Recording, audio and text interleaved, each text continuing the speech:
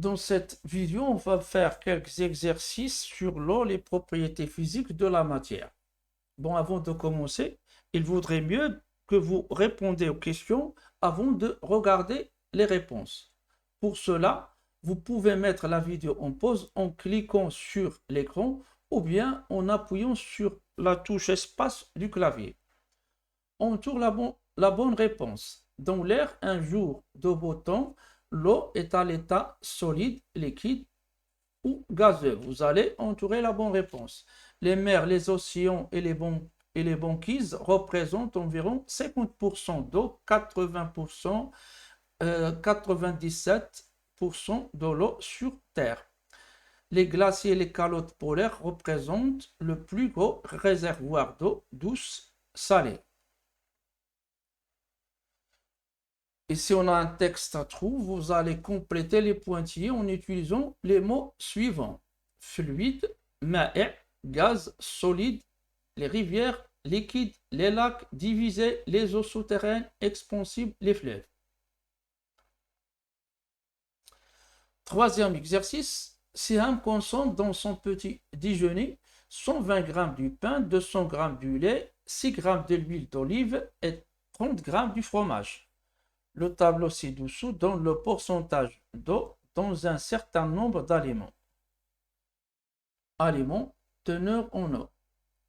Dans le pain, on a 30% de l'eau. Dans l'huile, on a 0% de l'eau. Dans le lait, on a 85% de l'eau. Dans les pommes, on a 80% de l'eau.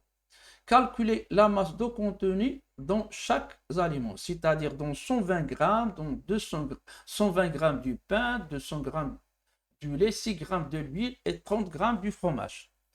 Calculer la masse totale d'eau absorbée par ces reins, c'est-à-dire en prenant ces aliments-là, quelle est la masse totale d'eau absorbée par ces reins?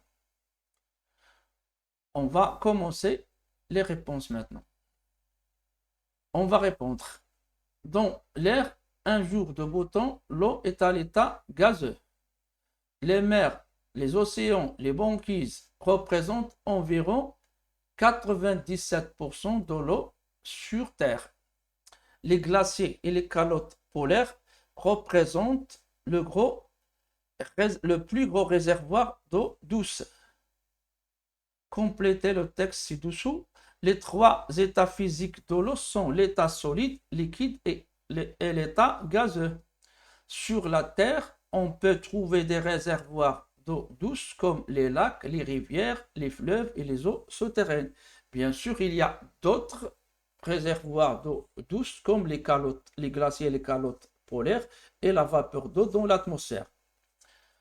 Un solide peut être saisi entre les doigts et s'il est divisé, il prend la forme du récipient qui le contient. Solide divisé comme le sel, le sucre en poudre, le sable, etc. Un fluide n'est pas saisi entre les doigts et il coule. Et s'il a une surface libre, plane et horizontale, c'est un liquide. Et s'il est compressible et expansible, c'est un gaz. Bon, on va calculer la masse d'eau contenue dans chaque aliment. On va faire une règle de 3. On commence par le pain.